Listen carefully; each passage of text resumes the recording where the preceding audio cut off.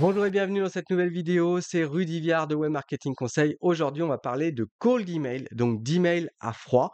Qu'est-ce que c'est que l'email à froid? Eh bien, c'est l'ensemble des stratégies qui permettent de prospecter de manière automatisée vers des prospects qui ne vous connaissent pas. En gros, c'est du spam, hein.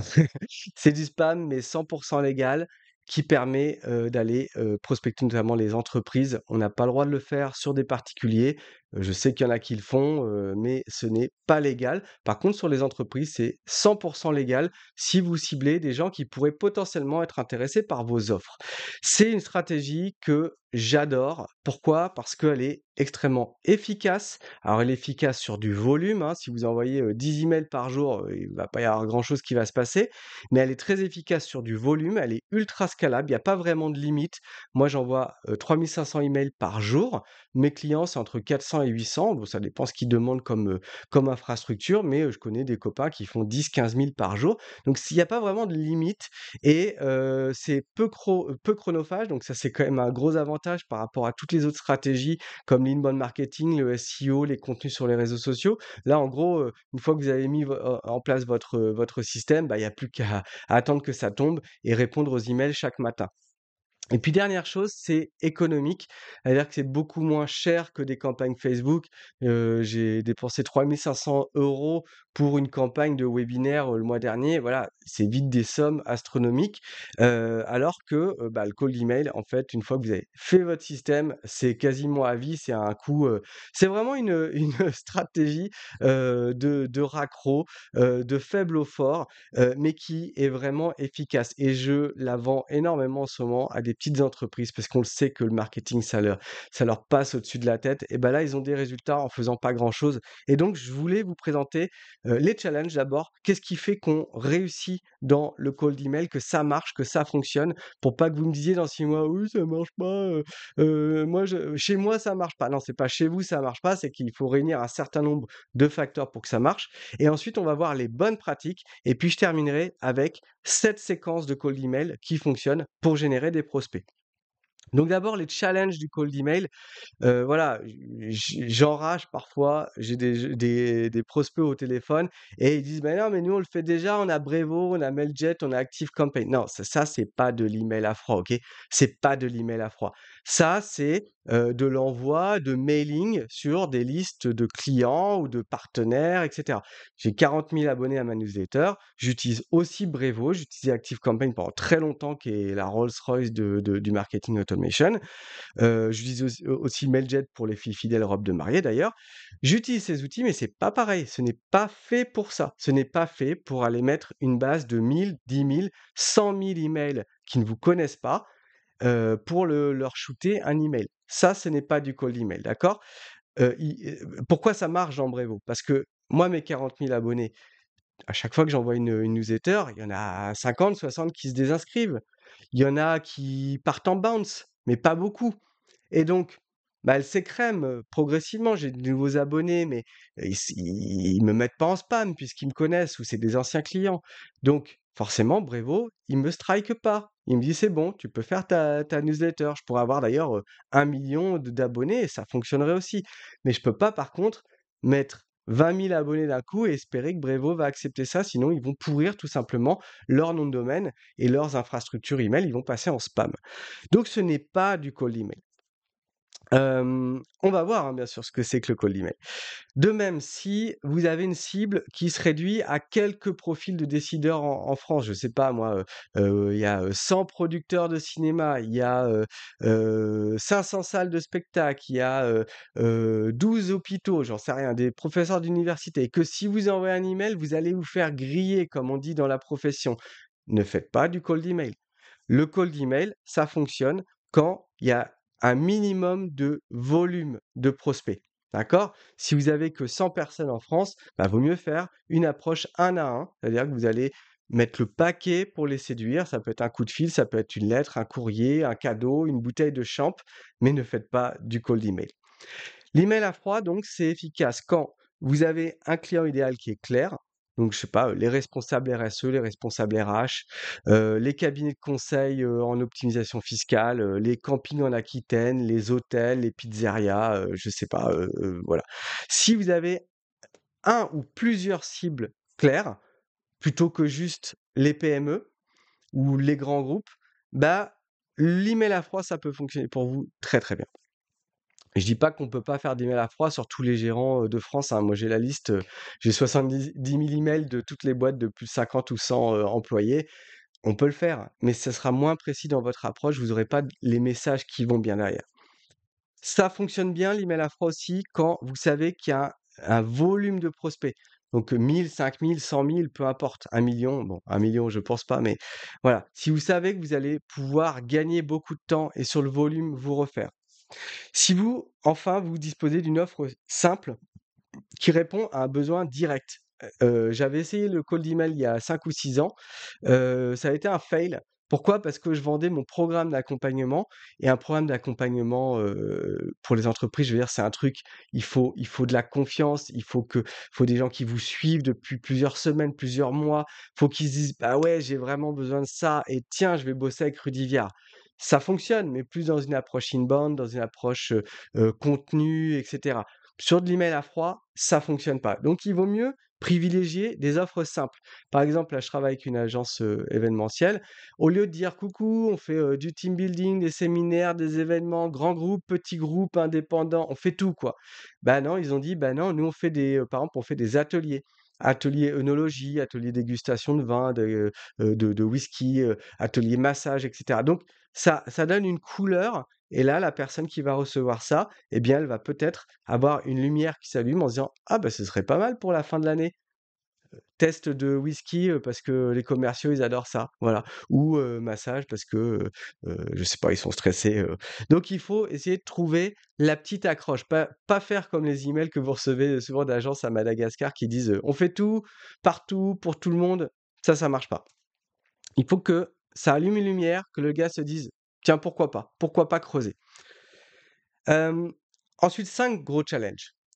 Ça, c'est souvent ce que les gens ne voient pas et ils voient pas forcément la valeur d'une offre, si, ils comprennent pas ce qu'il y a derrière. Ils disent: «Bah, non, mais moi, avec Brevo, je peux le faire». Premièrement, donc, c'est d'utiliser les bons outils. Les bons outils pour passer sous le radar des boîtes, des spams, des boîtes email, OK? Deuxièmement, pour envoyer, des milliers d'emails potentiellement par jour. Et troisièmement, que vos coûts n'explosent pas quand vous augmentez le volume. Parce que si c'est un outil qui coûte 20 € qui fait le job pour 100 emails par jour, mais que ça coûte 400 € par mois, si vous passez à 500, bah, ça va pas être scalable parce que vous allez payer trop pour avoir des touches. Donc voilà, moi j'ai des outils qui me coûtent, une poignée d'euros par mois. Donc 1er, c'est d'avoir des outils spécifiques au cold email. 2e challenge, c'est avoir une infrastructure qui permet d'envoyer du bois, d'envoyer du volume. Même si vous dites au début: «Bah non, mais moi j'ai pas besoin de beaucoup et cetera». Je connais ces remarques. Généralement, au bout de 6 mois, les gens, ils reviennent, ils disent: «Bah en fait, on peut pas, doubler parce qu'en fait, c'est sympa, ça marche bien». 3e challenge, sourcer les bonnes bases de données. Voilà, ça, c'est aussi une question récurrente, c'est: «Bah oui, mais c'est bien avec votre système, mais moi j'ai pas les emails». Aujourd'hui, il y a des bases de données qui sont soit achetables, en ligne, ça va être des outils, hein, qui vont permettre de collecter des emails qui vous intéressent ou carrément de passer par des gens qui sont experts en scrapping, des solutions de scrapping. Là, on va, aller sur le web récupérer les données qu'il vous faut. Franchement, moi, très rarement, je fais du scrapping. Je me contente des outils de sourcing et c'est très suffisant comme ça. Et donc, on va pouvoir, en fonction de vos besoins en ciblage, secteur d'activité des boîtes, position des personnes dans l'entreprise, taille de l'entreprise, chiffre d'affaires, eh bien, on va pouvoir aller taper dans telle ou telle base pour bien solliciter les bonnes personnes. 4e challenge, c'est rédiger les bonnes séquences email. C'est la base. Imaginons que vous envoyez 10 000 emails, si vous avez un taux d'ouverture de 25%, bah, vous allez faire moitié moins de chiffres que si vous avez 50% de taux d'ouverture. Pareil pour l'email, si vous avez un taux de réponse de, je sais pas, 2,5%, bah, vous allez faire 2 fois moins de chiffre d'affaires que 5%. C'est sur ce genre d'indicateur que se joue, votre rentabilité. C'est la différence entre, ça marche pas, je viens pigner et je fais, 20 000 € par mois parce que j'ai le bon système qui marche. Et puis le dernier challenge, c'est apprendre à vendre par téléphone ou en physique, hein, mais bon, généralement, on va les taper dans toute la France, dans tout le Luxembourg, dans toute la Belgique, mais pourquoi pas en physique? Voilà, donc être bon au téléphone, être bon dans la vente, parce que c'est le dernier goulot d'étranglement. Encore une fois, si vous avez plein de gens qui, réagissent à vos propositions, mais au téléphone, bah, il vous faut 20 appels pour faire une vente, vous allez un petit peu galérer, alors que si vous pouvez, faire une vente sur 4, une vente sur 5, vous allez vous régaler. Donc ces 5 éléments, bah, ils jouent ensemble, ils font effet de levier. Je dis pas que vous devez être un excellent commercial pour, utiliser, du cold email, mais si tout est aligné, vous allez démultiplier vos résultats et votre système va devenir une machine hautement scalable et en plus c'est addictif, c'est ça que j'ai noté. C'est hyper addictif parce que moi j'ai commencé avec 400 emails par jour, aujourd'hui j'ai 3 500 emails par jour, qui sont envoyés. J'ai envie de racheter constamment plus de puissance pour en envoyer plus parce que c'est assez bluffant, assez grisant en fait. Ensuite, deuxième point que je voulais aborder, c'est la différence entre le cold email et une newsletter classique. Donc, encore une fois, on n'est pas du tout dans le même contexte qu'une newsletter avec une belle charte graphique où on va envoyer ça à nos anciens clients, à nos partenaires, à nos collaborateurs.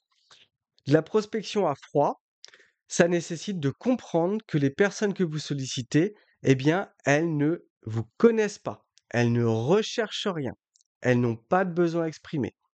Donc, elles ont des réactions qui vont être liées à ça. Vous pouvez pas leur envoyer des, emails comme si vous envoyiez, une newsletter, hebdomadaire ou comme après un webinaire. Donc là, j'ai mis par exemple, on va pas envoyer, 7 tactiques pour ta ta ta ta ta ta. La méthode contre-intuitive et inspirante pour ta ta ta. Réduction moins 20, on arrête dans 24 heures, il y a plus de place. Ça, vous êtes mort. Déjà, c'est un peu lourd, après les webinaires, mais là, vous êtes mort. Le gars a rien demandé, c'est trop promotionnel. Donc il va falloir être beaucoup plus malin. Il va falloir se mettre dans la peau de vous-même si vous deviez écrire un email à une personne dans cette liste email. Si vous essayez de convaincre Xavier Niel, si vous essayez de convaincre la pizza Ripolo de Libourne, si vous essayez de convaincre le cabinet de conseil, le responsable RH du cabinet de conseil Pricewater, qu'est-ce que vous lui écririez comme email? C'est ça la seule question à se poser. Déjà, si vous avez cette approche, eh bien, vous allez faire de bien meilleurs, emails à froid parce que vous allez mettre le doute dans la personne à qui vous vous adressez que cet email est automatisé ou non. Il va penser que c'est pour lui. Alors vous allez voir qu'il y a des techniques pour faire ça, mais c'est hyper important. Donc on va éviter les, emails trop chartés là, en mode, newsletter avec un gros bandeau. Ça, c'est trop, voilà, c'est trop commercial, c'est grillé que c'est envoyé à plein de monde. On va plutôt, être sur du texte. On va éviter les emails, un peu grillés à 10 kilomètres. «Bonjour, j'adore ce que vous faites, c'est hyper inspirant, félicitations pour votre prise de poste». Voilà, si on n'a pas l'information. Voilà, c'est important d'avoir cette approche. Ils n'ont rien demandé, ils n'ont pas de besoin et c'est à vous de leur montrer que ce que vous proposez, c'est peut-être intéressant pour eux. Alors on a quoi à notre disposition, pour, quelle séquence en gros, on peut envoyer? La séquence email frontale, c'est la première. Elle est basique en fait. Elle est frontale, elle est directe, c'est présenter ce que vous, proposez de manière très ouverte, genre, en fait, c'est un email commercial. Voilà.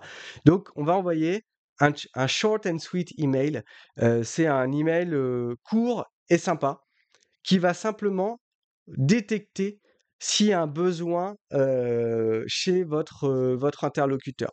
Donc, on va peut-être éventuellement mettre un lien vers un portfolio, mais on va pas mettre une liste de liens avec, un gros PDF et cetera, quoique, voilà, ça on va voir plus tard qu'il y a cette possibilité-là qui est offerte à nous, mais on va plutôt être en mode: «Bonjour, je suis Rudy Viard, je suis fondateur de Web Marketing Conseil, je fais ça, je fais ci pour les ta ta ta. J'ai vu que, je pense que, j'aimerais bien, j'ai pensé à, est-ce qu'on pourrait travailler ensemble? Voici, les deux trois bénéfices que j'ai à mettre en avant. On se contacte, call to action à la fin. Est-ce que vous auriez un moment? Avez-vous des besoins? Une question ouverte pour qu'il y ait une réponse. Ça va pas plus loin et une petite relance où vous allez, parce que les gens, ils sont un petit peu, timides, ils ont pas trop de temps, ils ont peur de se faire, matraquer par un commercial, donc ils ont pas forcément envie de prendre un call avec vous directement. Il y en a, hein, qui sont motivés, mais il y en a plein qui vont pas le faire parce qu'ils ont la flemme ou c'est pas assez mûr dans leur tête. Donc moi, je propose en 2e email, un petit email de relance avec des références, des liens vers, ce que vous avez réalisé et là, vous allez voir que vous allez pouvoir traquer les clics et vous allez pouvoir savoir si finalement vous avez fait mouche ou pas. Heu, Sincèrement, moi, je mets pas forcément un email 3. Je sais que plus on envoie d'emails, plus on a de chances qu'on soit ouvert, qu'on soit lu, et cetera. Bah oui, vos prospects, ils sont en vacances, ils sont sous l'eau, ils sont spammés par d'autres personnes, ils ont pas forcément lu tout ce que vous leur avez mis. Donc si vous envoyez 3, 4, 5 emails, c'est sûr qu'à un moment, ils vont ouvrir. Par contre, plus vous envoyez d'emails, plus vous vous exposez à vous faire déglinguer. C'est-à-dire des gens qui disent, «Si je ne réponds pas monsieur, c'est que, ça ne m'intéresse pas du tout et que je ne suis pas dans la cible. D'ailleurs, je contacte la CNIL de ce pas, pour vous coller un procès». Bon, en vrai, ça n'arrive jamais, envoyé 1 million d'emails, j'ai eu 2 menaces de CNIL, personne l'a fait. Tout le monde a la flemme, le but c'est de les désinscrire et puis c'est terminé. Donc ce que je veux dire simplement, c'est que potentiellement, vous pouvez mettre un email 3. Mais là, vous allez essayer, si vous le faites, de renvoyer de la valeur, vraiment un truc, genre, «Regardez, c'est super intéressant, un guide, une vidéo», mais pas un truc commercial pour que désamorcer, la potentielle, tension que vous pourriez créer. Moi, ce que je fais plutôt, c'est de laisser, pisser, 6 mois et j'ai tellement de bases de données, là, j'ai 400 000, personnes à contacter, en avance. Donc, je vais plutôt traiter les nouveaux et puis dans 6 mois, je vais refaire une campagne en disant: «Bah, coucou, il y a 6 mois, j'avais proposé ça, bah, maintenant je fais ça, est-ce qu'on pourrait en rediscuter à ce moment-là?» Voilà, donc ça, c'est la séquence, la plus évidente, la plus directe. Essayez qu'elle soit naturelle, comme si vous aviez écrit à une personne. Faites pas un pavasse, qui est grillé que c'est un truc, vous avez envoyé à trop de personnes et puis que la personne en face, elle va pas lire. Il faut que l'email, il soit scannable du regard, genre: «C'est quoi? OK, tiens. Ah tiens, c'est pas mal». Voilà, c'est ça comme réaction que vous devez générer, pas: «Alors qu'est-ce qu'il dit lui? Ouais, 30 plus 30. Non, si, faut décrypter votre email, c'est mort, vous allez en perdre, plein vont vous mettre à la poubelle.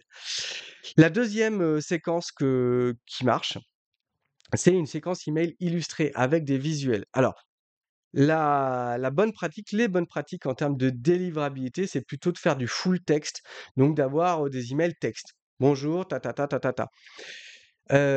Mais voilà, j'ai des contre-exemples. Alors bien sûr, on va pas faire une newsletter encore une fois avec, une charte graphique, mais on peut jouer avec des emails sur, pardon, des images dans la signature ou dans le corps de texte pour rendre visuel tout de suite ce que vous avez à offrir et j'ai un exemple en fait qui illustre ça.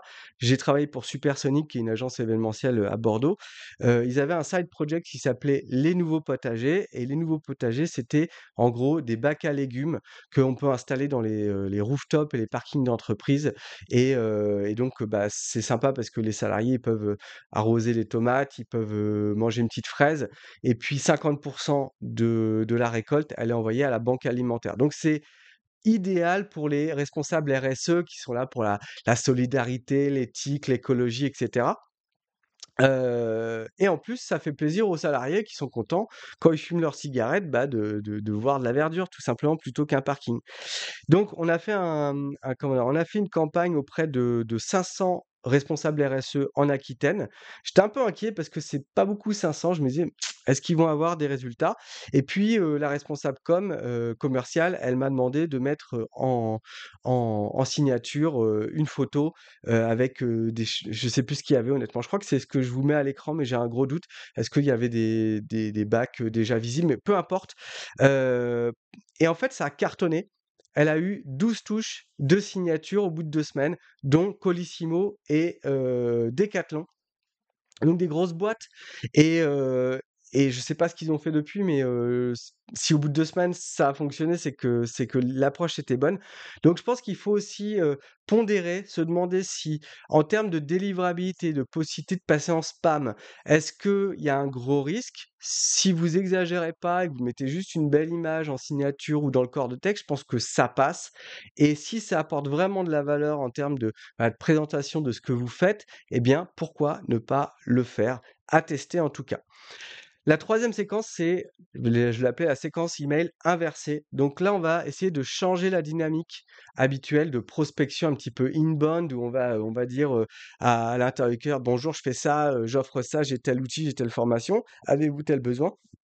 Et ben là, on va essayer, au contraire, de dire, bah, coucou, j'ai rien à vendre. Mais par contre, j'ai besoin de votre avis et de votre précieux temps de cerveau pour avoir un feedback sur mon offre parce que je sais que vous savez, vous vous y connaissez en termes, de je sais pas moi, de notariat, vous ciblez les notaires et ou des chez les avocats ou les restaurateurs et du coup, vous allez solliciter non pas, un entretien commercial, mais un feedback, un entretien téléphonique ou un échange d'emails, où vous allez prendre leur cerveau et prendre leurs bons conseils. Donc ça va être une excuse pour les interroger sur leurs besoins et généralement quand ils disent oui à ce genre d'entretien, c'est que derrière leur tête, ils sont interloqués par ce que vous avez à proposer. Donc il ne faudra pas être pushy, il ne faudra pas être commercial, il faudra être dans l'écoute, leur poser des questions sur leurs besoins. Voilà, quel est votre problème en ce moment? Est-ce que vous avez déjà rencontré cette situation? Qu'est-ce que vous avez imaginé pour le résoudre? Et cetera, et cetera. Et en fin d'échange, généralement, ils vont vous dire: «Bah, alors c'est quoi votre offre?» Et ben là, vous allez dire: «Bah, attendez, moi j'étais pas là pour faire du commercial, mais si vous voulez, je vous la présente. Donc, on a une offre pour les avocats qui permet de, qui permet ce voilà. Si vous voulez, je vous envoie une petite plaquette, mais c'était pas l'objet de mon call». Et ça marche très bien et en plus, ça permet de prendre du feedback. C'est moins direct, ça fonctionne peut-être un chouïa moins que d'être direct, mais par contre, ça vous permettrait d'avoir des vraies discussions, qualitatives avec votre cible. Quatrième séquence, c'est la combinaison email plus réseaux sociaux. Il y a aujourd'hui des outils, je pense à la Growth Machine par exemple, qui permet d'envoyer à la fois des emails, de trouver l'email des gens déjà et de leur envoyer un email par exemple en MP sur LinkedIn ou sur X, ce qui va vous permettre de faire des séquences assez intéressantes. Exemple, message 1, demander une connexion à LinkedIn, sur LinkedIn en citant une publication récente. Par exemple, j'ai vu que vous aviez publié ça, j'ai trouvé ça intéressant, voilà. Ensuite, un message 2 qui va être par email, genre, «Coucou, ben, on fait ci, on fait ça, j'ai trouvé super intéressant votre approche, tac». Ensuite, peut-être un message privé sur LinkedIn en disant que vous leur avez écrit un email et que, vous vouliez leur donner un accès, je sais pas, à une formation, à un outil, ou à un audit, gratuit, peu importe. Et puis peut-être, 3 semaines plus tard, un second email de relance. Donc là, on va mixer les canaux pour essayer d'être encore plus naturel. Alors bien sûr, faut pas inonder, le prospect de partout. Le but, c'est pas de répéter le message 15 fois, c'est d'avoir un scénario intéressant dans votre tête et que ce soit logique, en fait. Et donc je vous dis, reposez-vous la question, comment vous feriez pour, draguer Steve Jobs, pour draguer, Xavier Niel, pour draguer, le responsable d'une pizzeria, le responsable d'un cabinet de conseil? Qu'est-ce que vous feriez concrètement? Sans doute que vous feriez un petit like sur ses posts, un petit MP, une petite connexion, un petit email et cetera. 6 mois après, une relance, 3 semaines après, une plaquette, voilà. Faites ce petit scénario et vous aurez votre séquence. La cinquième séquence, je l'ai appelée la séquence email comportementale. Donc ça, c'est pas mal, c'est, quand on va démarrer une séquence en fonction d'une action du prospect. Par exemple, un clic, sur votre site, une ouverture d'un email, un commentaire sous une publication LinkedIn, un post Instagram sur un sujet. Petit exemple, voilà, imaginons que vous scrapiez, donc vous preniez tous les posts de toutes les entreprises en France, mettons, qui ont mis dans leur post: «Demande en mariage». Voilà, on imagine. Vous allez vous récupérer, je le sais parce que je l'ai déjà fait, vous allez récupérer les fleuristes, les wedding planners, les robes de mariée, les photographes de mariage et cetera. Heu et derrière, vous allez pouvoir déclencher un email. Récupérer l'email bien sûr et déclencher un email automatisé. Et là, bah, vous allez pouvoir imaginer une offre.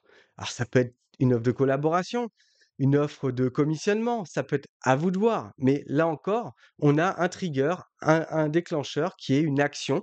C'est le fait qu'il y ait eu un post sur Instagram.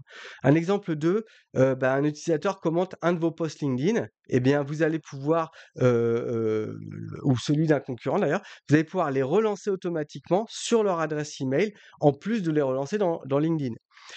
Là récemment je vous en montre un parce qu'il est pas mal, même si il est un peu grillé, on voit qu'il est automatisé, il aurait pu le mettre en forme différemment. Il y a trop d'espace, c'est un petit peu louche, récemment j'ai créé une vidéo YouTube, voilà, j'anime ma chaîne YouTube et en fait, voilà, ma chaîne elle est un peu dégueulasse, j'ai bon, il y a pas de montage, les vignettes elles sont pas folles, voilà. J'essaye d'améliorer mais voilà. Il y a quelqu'un qui m'a écrit, donc suite à la publication, paf, il m'a mis un automatique. Et si tu pouvais augmenter ton nombre de prospects et mieux mettre en avant ton expertise, j'ai regardé ta vidéo variable, quelle stratégie marketing et commerciale en 2025. Tu apportes vraiment beaucoup de valeur. C'est du bullshit, mais peu importe. Il m'a mis donc tu vois, je l'ai lu quand même. Je m'appelle Tristan Boucher, je suis monteur vidéo, je peux faire des miniatures, je peux faire des shorts, etc. Donc, super approche. Là, ce mec-là, c'est évident qu'il fait des signatures de temps en temps. En plus, il met 2-3 trucs de crédibilité avec, je sais plus, Théophile Héliette, je crois que c'était ça. Bon, voilà, il a pas mal d'abonnés et l'autre, je sais pas qui c'est, mais peu importe. Il montre qu'il a déjà bossé, il montre quelque chose de pratique. Je vous disais une offre simple et directe. Bah là, c'est une offre simple et directe. Tu veux créer des formats longs de vidéos, je te fais ton montage. Donc, à nouveau, faut être malin. Quelle séquence tu enverrais si vous réagissiez à un véritable commentaire sous l'une de vos publications?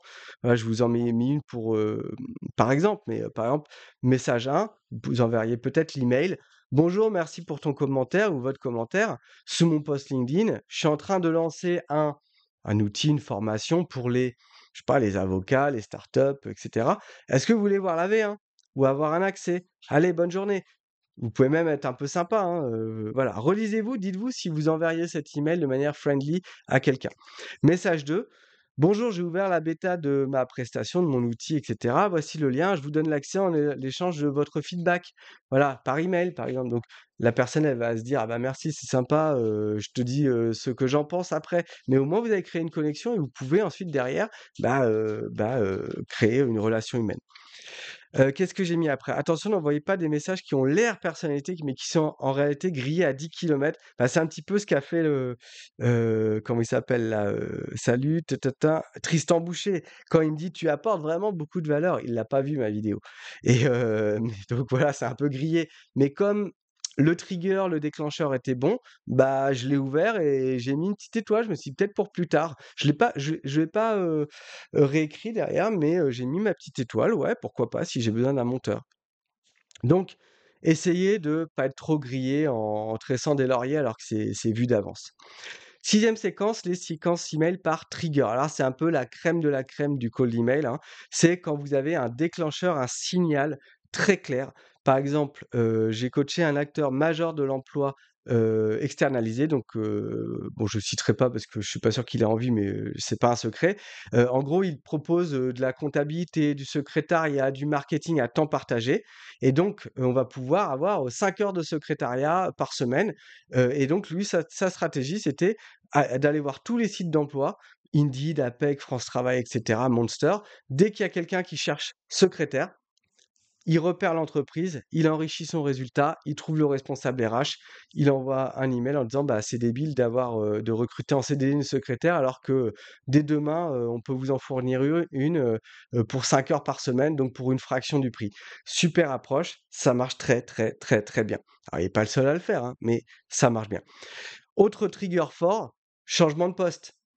Félicitations pour votre changement de poste. Bah, levée de fonds, rachat d'entreprise, achat d'un nom de domaine. Le gars, il vient de déposer son nom de domaine.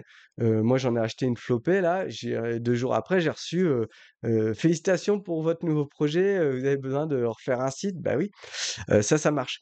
Utilisation aussi d'une technologie spécifique. Aujourd'hui, on peut retrouver l'email d'un site qui aurait une technologie, genre il y a un site qui est sous Shopify, sous Joomla, sous WordPress, sous Wix, ou qui a des pixels de tracking, Google Ads, Facebook Ads, Pinterest Ads, peu importe.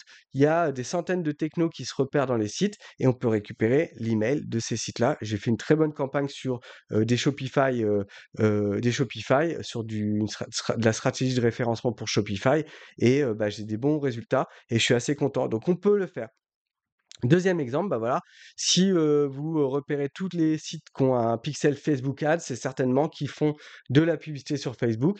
Donc vous allez pouvoir soit avoir la possibilité de leur proposer des optimisations de leur campagne, soit des nouveaux formats, soit carrément dire: «Ouais, Facebook, c'est mort, vous devriez essayer, TikTok Ads, Outbrain, Pinterest Ads, ce que vous voulez, Snap Ads, peu importe». 7e et dernière séquence, c'est les séquences boostées à l'IA.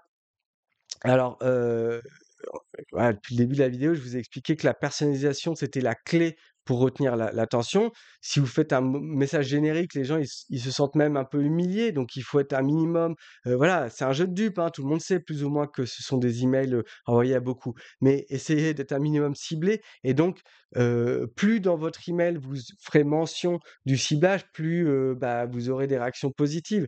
Si vous avez un fichier, je sais pas moi, de tous les fleuristes de France et que vous avez une offre pour les fleuristes, mentionnez dans votre email que, «Ah coucou, on a une offre pour les fleuristes» et ils vont être contents. En Aquitaine, ils vont être super contents. Mais parfois, c'est pas possible ou en tout cas, ça va pas être, ultra raccord et donc l'IA là peut nous aider. Notamment dans les ce qu'on appelle les icebreakers, donc les petits textes pour casser la glace.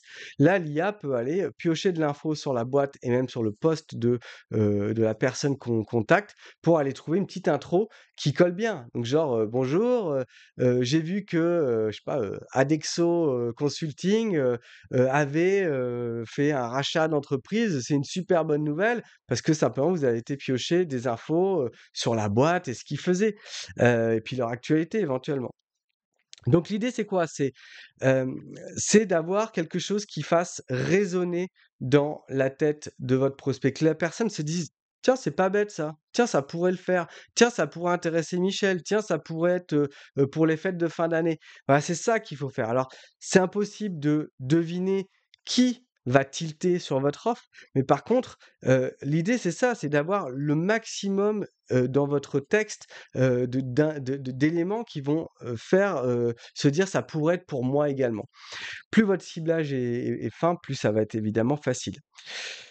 Donc l'intelligence artificielle, évidemment, elle joue un rôle de plus en plus important, ne serait-ce que pour customiser, les, emails et puis, je vous conseille pas de le faire dès maintenant parce que c'est pas encore au point, mais, je veux dire, c'est à l'horizon 1 an, on va avoir carrément du cold email 100 IA avec, les suites d'emails, les séquences, le timing qui va être géré par l'IA et on n'aura même plus à réfléchir à, ce qu'il faut envoyer et quand.